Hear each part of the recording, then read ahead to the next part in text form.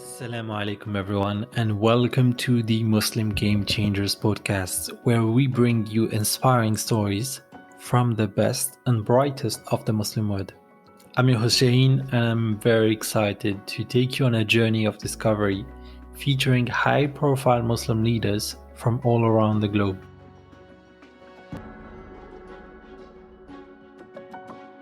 Welcome back to the Muslim Game Changer podcast. I'm extremely grateful to have someone from the pharmaceutical industry today with Mohammad Ragab, who works as a business process optimization lead at AstraZeneca, which is, for those of you who don't know, one of the top 10 biggest pharmaceutical companies in the world. He has over 7 years of experience and has previously worked for Apple, Johnson & Johnson, and the consulting firm Booz Allen Hamilton. One of the things our brother is proud of is completing a rigorous MBA program while simultaneously working in consulting. He's also quite recognized for his ability to build trust across many levels of an organization. I really hope that this introduction made you as excited as I am to take part in this conversation. Assalamu alaikum, Mohammed. How are you doing today? I'm doing very well. How are you doing today? Doing excellent, honestly. Could not be happier. You are the first US guest for the second season, so extremely grateful because there's a huge time difference. My first thing I want to say to the audience is that we have a new tradition on the podcast. The guests will ask a question that I will invite the following guest to answer to. And our previous guest was from Ibrahim Zulfikar from IBM in London. And he asked the following question. What is your favorite quote that you ever heard from another Muslim? And our brother gave us the answer for this episode this week. He said a quote by Kareem Abdul-Jabbar, so the NBA player, former legend. You can't win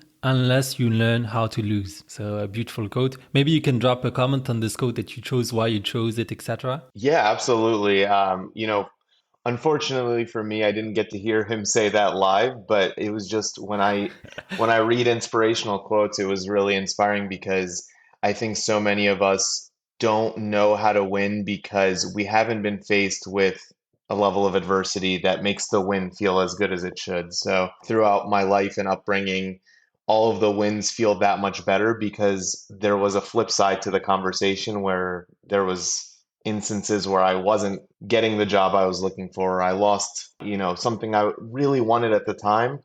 It made every piece of, success in my personal and professional life that much better after the fact. I think this is super interesting, and I don't know if you will agree. I'm curious to know your thoughts, but I can see a lot of parallels between the business world and the sport industry that I feel there are a lot of skills that you learn, for instance, doing sport aside as a side thing, or also as an athlete, that can be used to be very competitive in the business world. I know what you think about this. No, I fully agree. I mean, I'm someone who played sports my whole life as well. So that's why a lot of the leaders I look up to end up being in the sports world. So I think competitiveness, ability to fight against adversity, I think leadership, Yeah. number one, is something that we can learn a lot from leaders in the sports world because many of them turn out to be these great leaders on the field. But you can take some of the words that they say and the actions that they atone to and translates perfectly into the business world. Definitely. I think for those of you who haven't seen the TV show on Netflix about Michael Jordan,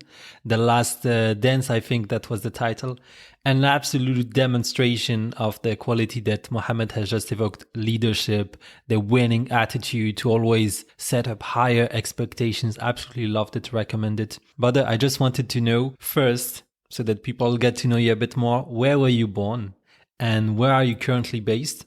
And if you could share with us, the journey that has taken you from the point where you were born to the point where you are today. Absolutely. So for me, I was born to Egyptian immigrants to the United States. I was born in Philadelphia, Pennsylvania. So I spent the first couple of years of my life between Philadelphia and the surrounding areas there. And just because my dad he was in the restaurant industry when I was growing up. So we were kind of at the will of his job or location changes. So, it wasn't big moves growing up, but we were moving, for those who are familiar with the geography in the mid-Atlantic in the United States, between Philadelphia, New Jersey, and then eventually when I was about probably 6 or 7, moved to Maryland, which is where I currently live. But that was the first time my life really felt like settled down, I think. We moved around so much growing up that it was hard to have that stability. And, eventually my dad and my mom and sister and I found a home in Maryland. I moved around out of Maryland and back to it since then during my professional career, but my life found its way back full circle to Maryland, right outside of Washington, D.C. So technically, where I am at currently is in the Washington, D.C. metropolitan area. So people who live where I live commute regularly to work in and out of Washington, D.C. It's a really big commuter area to the city. But yeah, I'm really loving where I'm at now. It's raining today, so it's one complaint I have is the weather, but I love it otherwise. Brilliant. It seems that destiny has also tied a part of your life to Maryland. Maybe it would be very interesting. I have seen that you have been in different states in the US. Maybe you could tell us what are your thoughts on the life in Maryland, the life in Washington. I have seen also you've been in New York, San Francisco. Could you oppose them? And I have an interesting question. Could you do a top three? From the one that you like the most to the one that you like a bit less than the first one. Yeah, absolutely. And I argue with my friends who still live in each of those places all the time, but I think New York City is the best city in the world, honestly, and I'm fairly well traveled. So Whoa. to me, I mean, there's a lot of great European cities, a lot of great African cities, a lot of great Asian cities, and just everywhere all over the world. But I think in terms of diversity, job quality, culture, I think New York is the best city. But in terms of living and where I'm at now in my life, I would put them at two. I'd put San Francisco at three, and I'd put Washington, D.C. at number one. Probably going to get a lot of feedback for those rankings, but I'm partial to Washington, D.C. because my family lives in the area. It's a great city. A lot of big multinational corporations are based here. I think it's underrated, honestly. And then San Francisco and New York are just two of the most expensive places in the world to live. So that's a big part of the reason why I knocked them down a level or two. Mohammed, this would be very interesting for us to know. Could you describe us the life in Washington? Because personally, being European, I only know Washington with the show, the TV show House of Cards, beautiful scenes, etc. But can you describe us what it's actually like? Describe us the life there as if we don't know anything about Washington. Yeah, I mean, Washington, D.C. has so much diversity from around the world just because, there's a lot of government agencies here, a lot of big companies, but at the same time, there's also diplomacy. There's diplomats here from other countries and other, I guess the best way to put it is it brings a lot of international attention and international presence. So for me, if I want to go to DC, on the weekend, for instance, you will see tourists 365 days of the year. You will see restaurants from every country you can imagine. You will see monuments and museums and historical emblems all over the city because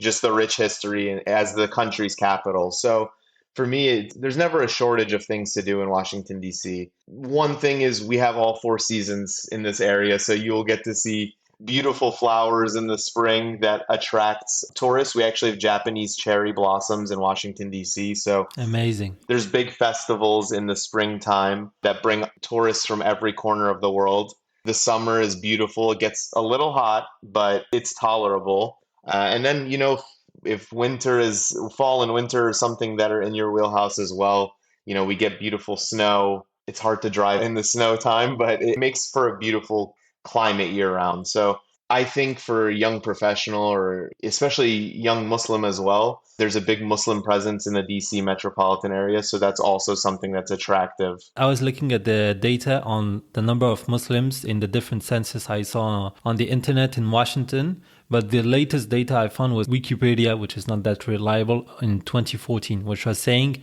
2% of the population is Muslims, but maybe you can break this insight. You're telling me that there are actually Muslims. Maybe you can tell us, are there mosques in Washington? What type of demographics is there? Where are they from initially, their parents, etc.?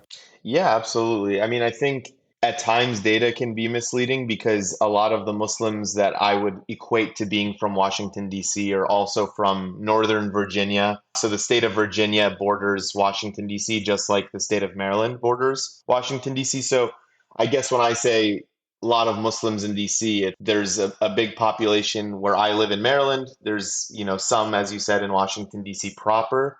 But then there's also a big Muslim population in the part of Virginia that borders Washington, D.C. So, D.C. and its surrounding areas from places I've lived never has a shortage of Muslim, Middle Eastern, Pakistani culture, as well as, Muslims from all walks of life, I think. The ones I see the most of, in the circles I've been fortunate to be part of is that there's a large Middle Eastern Arab population in Northern Virginia. There's a lot of restaurants that are, part of that culture. But at the same time, there's Maryland and DC also have a large Pakistani culture. So I don't think it's necessarily consolidated in one background because I've seen a lot of those coming from, for instance, like Bangladesh, Muslims from India, reverts like we've talked about in the past, and Black Muslims as well. There's people from pretty much every culture represented in our religion here. That's amazing. Absolutely beautiful. And that's what makes our religion so beautiful, that you can see people from all colors united by faith. It's so beautiful. I wanted to know also a silly question, but I really have to ask. Why are there only shawarma shops in North America? Do they think the Middle Eastern cuisine is limited to shawarma or what? I think so. That's actually a really good question because I agree. There's so much to it that isn't just a wrap or shawarma, or they make us seem so one dimensional. I think they are trying to show us in a way that is maybe the level of comfort that other Americans are used to. So, for us, I see. People eat Mediterranean cuisine that's similar to Middle Eastern cuisine, and they eat, gyros that are Greek and, falafel, things like that they've seen in other cultures. So I think it's a level of comfort when it comes to being exploratory with cuisine. So shawarma is like people here have seen something like it. So that's why maybe it's a popular item in North America. And I can't complain. I like a good shawarma. No, I understand better. Thank you. So I'm really happy that I asked the question. It's really interesting for me. And I wanted to ask whether, can you walk us through your professional journey? Like, what studies have you done? Can you describe your career? A bit like if we were in a job interview, you tell me where you have worked so that people can see what studies you made that have brought you to where you are today, and if you made certain experiences that also contributed to it. Yeah, absolutely. I'm happy to share. So for me, I anytime someone asks me this question, I like to tell them that life is not linear, Very and good. it will be very obvious when I kind of share my career trajectory. So for me, I studied at the University of Maryland here, right outside of Washington, D.C., for my undergraduate studies.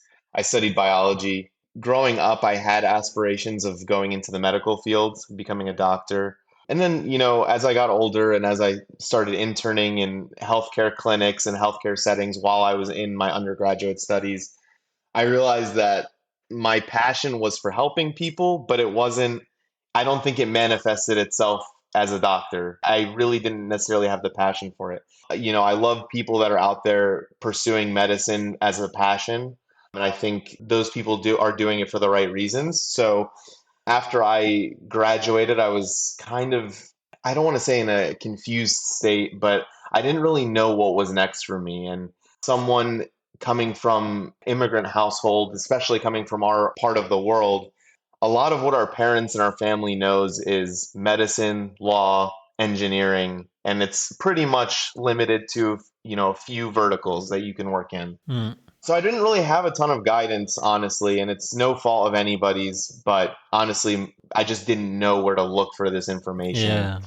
And so I spent the last part of my undergraduate studies kind of just trying to figure out what I wanted to do next. And so I knew I wanted to apply what I learned in school. So ironically worked at AstraZeneca some years ago, as my first job out of college. I was in research and development back then. So I worked in a lab working on the development of drugs and pharmaceuticals that went into early stage clinical trials. So really early part of the drug development life cycle. And while I was there in that role, I realized that I needed to get mentorship. I needed to go out and put myself out there and find a mentor because while that was a great first part of my career, I didn't really know what my long-term career could look like. So I shared my interests with the mentor that I eventually found was someone who had graduated from the same school that I went to. And he told me that, you'd be really good at combining, that analytical thought, the life science from my life sciences background. But he was like, you have really good business acumen for someone who doesn't have that education. Mm. And so he's like, if you want to really consider if working in the business realm, he didn't, we didn't really specify what the job would necessarily be.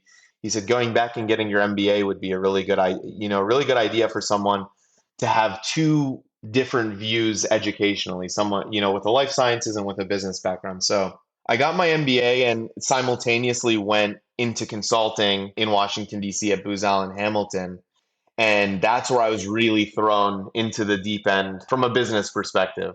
I was brought in as someone with healthcare background, but also someone that could learn an assortment of business skills. So my boss who hired me at the time really wanted me to work on my executive presence, my presentation skills, things I wasn't really getting when I was in research and development. And it was a great experience that I used to really build that foundational knowledge and foundational real life experience that played a pivotal factor into getting me to where I am today. So I was working in consulting while I was doing my MBA simultaneously. I was waking up 5 a.m. in the morning, taking the train to Washington to meet my clients or go into the office, and then taking the train right back to right back to Maryland and going to class at night, in person. It wasn't a virtual program or anything like that. So I was spending several days a week out of the house from, 5, 6 a.m. all the way to 11 p.m., midnight, just trying to make it work. Credit to all the people who were in my program. They were all doing something similar. And it was a great lesson in time management, to say the least. But as I was graduating, I was doing what most business students do, which was really targeted outreach. I was going on LinkedIn, finding people who were in my program in the past, and learning about different career fields so that I could really see what would be the next stage in my career. And it manifested itself in a supply chain leadership development program at Johnson and Johnson, which was really my next stage that moved me to the New York City metropolitan area for a couple of years. So I graduated from my MBA program. I joined a MBA leadership development program at Johnson and Johnson, which was in the supply chain operations realm. It was great experience. It was really like my first time implementing business ideas and implementing strategies at the ground level that I wasn't getting necessarily in consulting, because I think a lot of us, when we hear consulting, we hear, high level strategy that we're passing on to the client. And then, we kind of dust our hands of it and we move on. And Johnson and Johnson was the first time where I was an operator and I was implementing those strategies hands on. So I got great experience there. I learned a lot I gained additional mentors, additional support in that field. And as the program was winding down, it was a 2-year program. I was reached out to by a recruiter via LinkedIn at Apple and doing very similar work at Apple in the supply chain field.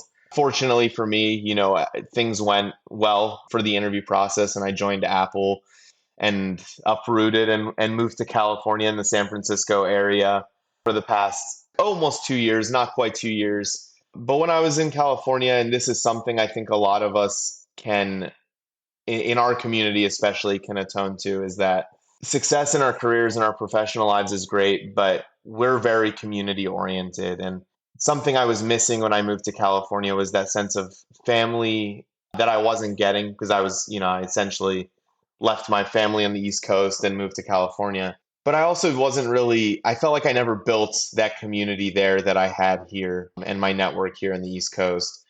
So, I was working at Apple, working with so many smart people, working on projects that impacted every Apple product that we can all imagine. But there was that void in the sense of community that drove me. I felt like I was missing something. And so at a point when I was at Apple, I really just thought, hey, like, I think professional success is great. Having this name on my resume is great, but it doesn't really mean much unless I'm around the people that are my support system. And vice versa, I'm there for people as part of their support system. So fortunately for me, I found a great role at AstraZeneca, this time on the business side, full circle, supporting all of our cancer brands, the part of our business that's supporting oncology, so all of the cancer products, in a medical excellence or business support function, finding ways for our medical colleagues, those who are,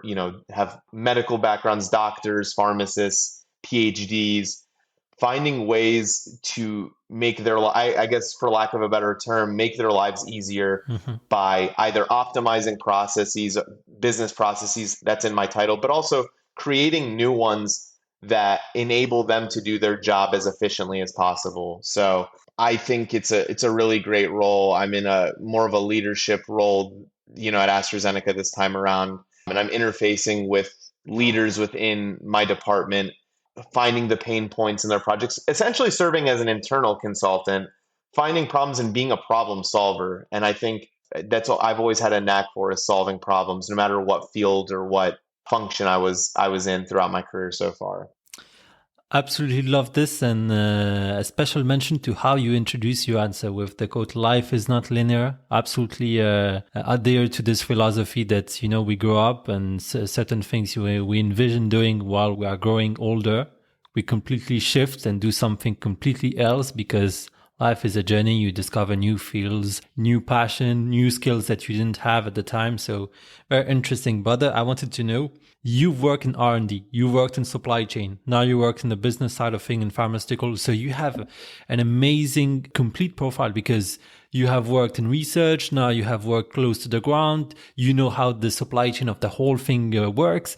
I think it's a killer profile that you have. Was this a career strategy that you had before starting your career? You told yourself when you were doing your BA, this is how I'm going to do my career, etc.? Or did you take the opportunities as they went, and it's actually God's destiny that actually now I feel, but you will share your vision, you actually have a killer profile. You have such a complementary type of profile. I appreciate the compliment, Shaheen. And I would love to say that I wish I could have known what I was going to do ahead of time, or had the foresight during my undergraduate studies. But honestly, I attribute a lot of my success to being open-minded to listening to other people. Because honestly, when I was 18, 19, 20 years old, I had no idea what some of these jobs were. I didn't know what consulting was. I didn't know these firm names and the roles that were out there. Honestly, I just took it as I went, because we don't know what's promised for us tomorrow. We just have to do what's right in the moment, and also leave ourselves vulnerable to making drastic changes, because I think a lot of people are maybe self-limiting because they don't want to make big changes. And that's okay. I mean, not everyone needs to make drastic career changes, but I always keep my mind open to hearing experts in their field give me advice, and using every bit of that information that I've gotten to mold how I've created my own career path. So, I think my career path is fairly unconventional, but in hindsight, I wouldn't have done it any other way. Alhamdulillah. Thank God. And I wanted to know a practical type of advice. The funding of your education. We all know, I have done at the moment I'm speaking to you, I've done already several episodes with the people from the US. The cost of the education in the US is huge. So do you have any advice on how did you handle the financing of your studies? And maybe an advice that you would have loved to have before. For instance, a Black American, which is Muslim in Washington, he's dreaming of doing studies like you. What advice would you give our brother or our sister? Yeah, absolutely. And I think this is a very important question for those people that listen in the United States, because it is a big problem here. The cost of education is constantly going up, and the availability of information on how to fund these educational pursuits is very limited. When I was 17 applying for college, I had no idea. My parents didn't go to school in the United States, so it was hard finding that information. But in hindsight, I mean, I used loans to pay for my education. Alhamdulillah, I'm in a position where I'm able to pay back my loans and do so. I don't necessarily have family Yeah. support, which I think if you talk to a lot of people in the United States, it's a topic. I mean, a lot of people who aren't maybe first generation here, they have foundations set up for them through their parents or grandparents or whatever it may be in the form of a college fund to pay for their education. But for me, I'm doing it very organically. Yeah. I took out student loans for my undergraduate studies. Few years I was working before starting my graduate level studies. I was just paying that back, and then also took out student loans for graduate school, and I'm currently paying that back, but I would not be in a position where I'm at without having gone back to school. So the advice I would give in regards to paying for school, coming from our backgrounds or similar backgrounds, is that put yourself out there, because I think people see the price tag on these educational institutions and they're immediately turned off in the way that they won't apply to a school that's in a different part of the country, or out of state is what we call it, because the price tag is higher. But there are a lot of resources out there to get scholarships and financial aid from these schools that we don't think is out there. And so I don't want to call it a mistake, because like I told you earlier, wouldn't have done my whole pursuit a different way. But I think a mistake I made was not considering maybe higher tier, higher caliber on paper schools for my undergraduate studies, because quite frankly, I just would not have been able to afford the price that came with it. But, I hear now that, certain schools have a lot more money available for scholarships for minorities or diversity, or even just people who Mm. frankly can't afford it because their financial situation doesn't allow for it. The advice I give is apply to the best schools you can get into, and concurrently look for scholarships through those educational institutions, but also look for scholarships that are offered through different organizations, and then do a real comparison between the total cost of attending these institutions. And don't just assume that because one on paper looks more expensive before you apply, that you have to rule it out. And I think a lot of I don't want to use the word us because our community isn't monolithic, but a lot of people, they make it a self-fulfilling prophecy. They don't want to apply because they already think it's too expensive, and then they end up limiting their prospects. So I always just tell people, apply to the best schools you can, put in the effort to find scholarships, and then do a real comparison between how much you think you can afford based on the career aspirations, or the field you're looking to get into. That's brilliant. I was listening, I think, to a financial analyst on Bloomberg. He was saying that they're seeing a decrease in the application in the US universities. An interesting KPI is the cost of education with the salary that you're going to get in average, after graduating from the school for this study in particular. And you compare all US universities and you see which one offers the best ROI. I think that could be very interesting, and I think there are lots of US websites which provide that data for you, so you don't even need to make an Excel file or anything. It will be done for you. So guys, go get the information. Brother, I wanted to know, you said you did an MBA while doing consulting. Amazing. People are, I don't know if they realize how much work it takes. Personally, I do. It's an amazing achievement. I just wanted to know if your company at the time supported you in financing that MBA, and how do you feel about achieving this? You had biology studies before. It was your first business degree. Do you feel that it was really a smart choice to do it, and how did it benefit your career? Yeah, absolutely. I will start by addressing the first part of your question, which was my company at the time helping finance it. My company did pay a little portion of it. I don't want to say a little because I'm fortunate for any amount, but they paid. So in the US, companies are allowed to pay up to $5,250 a year towards reimbursing continual education. That is tax free. So Mm-hmm. most companies, if they do offer tuition reimbursement, they usually fund up to 5,250 a year because it's a tax-free benefit. When companies go above and beyond that threshold, you then have to pay tax on it. So generally, most companies just, if they offer the benefit, they pay usually up that number. So, it was helpful, but the prices of these programs are, unfortunately so high that it's a piece that's helpful, but it's not covering the cost of the program. And for me, I wanted to finish the program in 2 years, so I didn't stretch it out as far as I could. There's a possibility that I could have extended the program for 3, 4 years and tried to maximize the benefit a little bit more. But for me, I wanted to get the degree in hand. I wanted to have that accomplishment. I wanted to see from there on where my career could go. And I think it was the best decision I made in terms of my professional and even, academic pursuits. I think it was the best decision I made because without being in the program, I probably wouldn't have gotten into consulting because I found the consulting opportunity through an alumnus of the business program.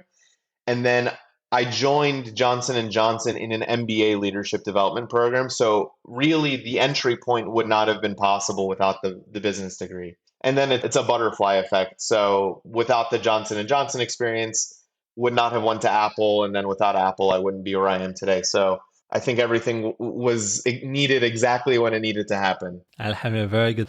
And this also shows that he has convinced by his performance his company to actually invest the percentage of amount which was invested, which takes performance. Guys, you have to perform to convince your company to invest in your education. It does not come free of charge. So very good, brother, on the achievement.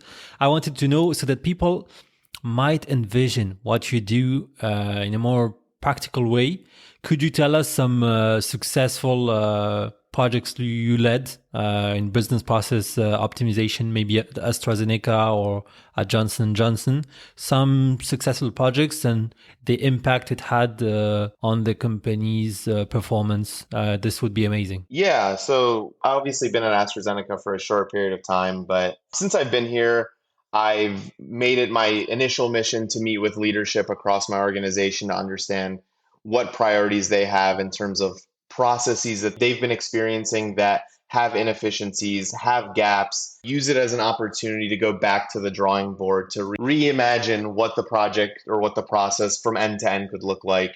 And for my experience, one of the first projects I was put into is how does our department interact with different cross-functional partners? So for us, I'm in oncology, I'm in medical affairs. So we partner a lot with our procurement organization, for instance, and there has essentially been a historical relationship that has allowed for many gaps in the process or how we engage with one another. So I worked with procurement and their leadership, as well as my leadership, and also people on the ground in my department who are, from an operational aspect, the most impacted by these interactions, and understood really finding ways to create more synergy, create a more collaborative environment, and understand the granularity of the process and create a visual aid for it. So for me, a lot of what I do on a day-to-day basis is I whiteboard or storyboard. I understand what has worked, what hasn't worked, and find different process steps so that we can create a more efficient process. And then something I'm, really passionate about is creating these visual aids and creating these communications that go out to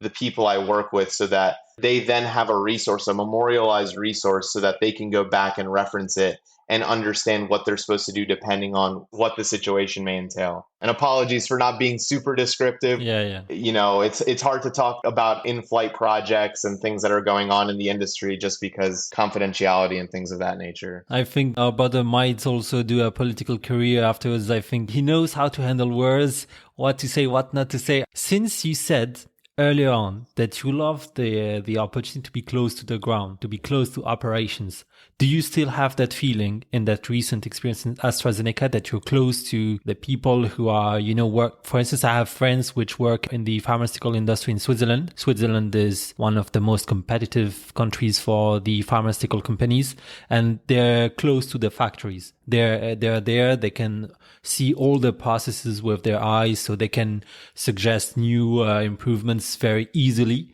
Do you still have that perspective, or do you feel that because you are a bit in the upper hierarchy now, that you are a bit far from this? I'm close to operations in the sense that day-to-day execution of these initiatives that my department works on, because we don't really touch the drug manufacturing anymore in the department I'm in. It's more Okay. how does our department's really there to engage with healthcare experts, provide information to the healthcare community about medicines that are in our pipeline that aren't necessarily commercialized yet. They're there to give safety and evidence to the healthcare community. So for me, I'm not directly involved in, manufacturing related information, but I do take the manufacturing experience that I saw at Apple, that I saw when I was in R&D initially at AstraZeneca. And I used some of those, I don't want to use lean Oh my God. Yeah. principles, but principles from manufacturing to help create more value to the people I'm working with now. So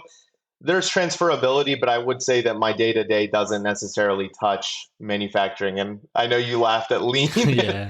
but I think we've all heard it at one point or another, and it's very, very applicable. Yeah. Could you tell us about the shift? Where you've been working in tech and in SF. Now you've switched to the pharmaceutical healthcare industry. What are some pros and cons of one industry to the other? We're not talking about any company, just the industry in general, working in one industry and the other. How would you compare them? Yeah, I mean, for me, I think there's a few big differences. Depending on which tech company you work for, the pace and schedule in which they have to align to can be higher just because when you're dealing with consumer technology, I will mention Apple as a specific example, having worked there. Apple is very to a schedule. They're very aligned.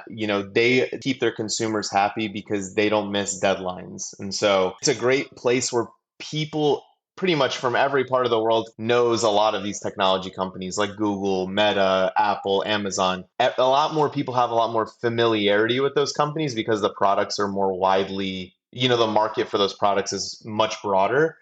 Whereas pharmaceuticals, I think the impact of the delivery of a pharmaceutical product, I think, in my opinion, my value is that it's much higher just because you're dealing with Hmm. these healthcare crises, you're improving the health outcomes for patients. On the flip side, from a career perspective, people may not know your products as much because you Yeah. really don't know unless you either work in the industry or you may be a consultant or you're physically impacted by the drugs that these companies produce. So I think that's the big difference for me is just the visibility and in the types of products that these companies deliver are vastly different. And then, the impacts are both, very broad and very impactful for both industries, but just in different ways. You mentioned at the very beginning of your career, you found a mentor who told you you have a business acumen, you have something in you that maybe you're not meant to be a doctor, you're meant to be something else. So I just want to ask two questions. First, what type of advice you would give to someone which is younger than you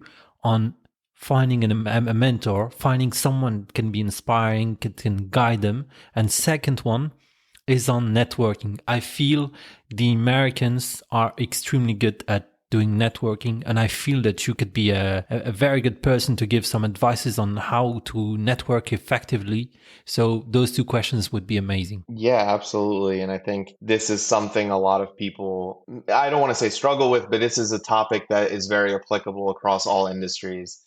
For the first question, finding a mentor, there's a few avenues to finding a mentor. I had a mentor within my company. The person wasn't necessarily in my department, but someone who can give me objective advice without knowing me on a day-to-day basis. This is someone who can give impartial advice that doesn't have a vested interest in my actual job. Someone who can who's been there, who's done that, who is successful in their own right. And I will say the way I found that person is just exploring the people that work in your company. And I understand I'm blessed to have worked at big companies where there's so many different functions and there's tens of thousands of employees. But for me, I just reached out via our internal, I found someone in our directory or our org chart that was in a function that I was really interested in. And I sent him an email, like a really, really personal email, just saying, hey, introducing myself, telling them I work at the company, work in the same company, but being very authentic because I think a lot of academic institutions teach us that sending as many emails or as many LinkedIn messages is the right strategy. But for me, I'd rather take a more purposeful approach and a more, Very good. I like finding targeted outreach. I think that's the best way to put it.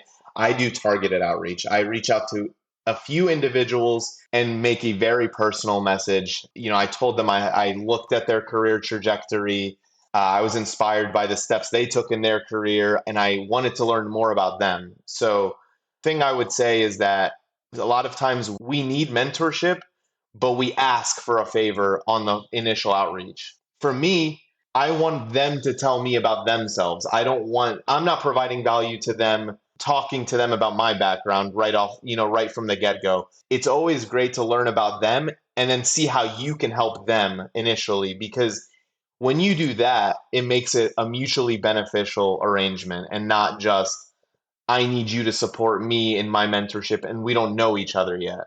So that was one route I took. And then another route, when I started my MBA, was just finding people who were in my program at companies that I was interested in. So I was reaching out to people at the time who worked at Booz Allen Hamilton, McKinsey and Company, a few other consulting firms, Deloitte being one of them as well. And then reaching out similarly, showing them that we have a mutual background, having come from the same academic institution, and then also just sharing your interest in their career path, because people always want to share about themselves. And I know I'm doing that right now, but people always, that's one thing about human nature, is people are really open to sharing about themselves if you give them the opportunity to do so. So spending those first couple meetings learning about the other person, then sharing your interests and being very open and transparent, not rushing into asking for favors or asking for referrals or things like that from the initial onset,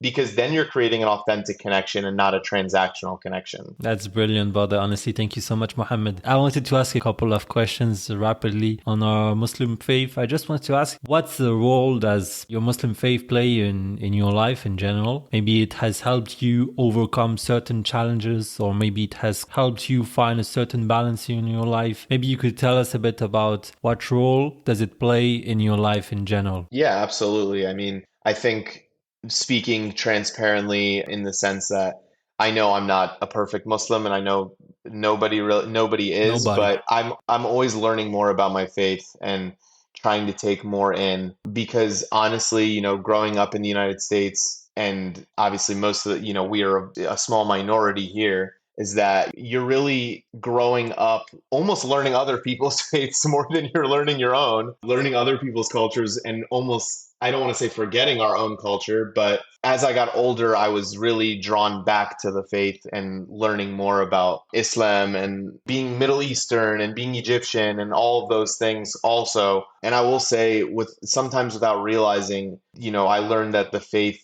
gets you through tough times, because throughout the peaks in one's career and their personal and professional life, the down moments, religion plays a huge part in getting you through that, whether you realize it or not. And I think it's definitely gotten me through a lot of low times, amongst other things. And I wish one thing we talked about more in our faith is the toll mental health also takes. But I want people to realize that when you're going through the checks of things you can do to help cope with mental health and getting yourself out of those low periods, religion can play a big part as well to getting you out of those situations. So I will say, not to derail the question, but I think that conversation also needs to be had in our culture and our religion as well, surrounding, the mental health crises that we're seeing in our generation, and using our religion as a vehicle to help get you through those periods as well. Exactly. To any problem we might face in our life, our religion has the answer. The Quran has the answer. If you read any chapter, you would be able to relate to any situation you're facing in the exact moment. And this is the magic of the Quran. I wanted to ask you also another thing. It's that you talked about community before that you missed when you were in California. I wanted to know if in Maryland, this Muslim community that you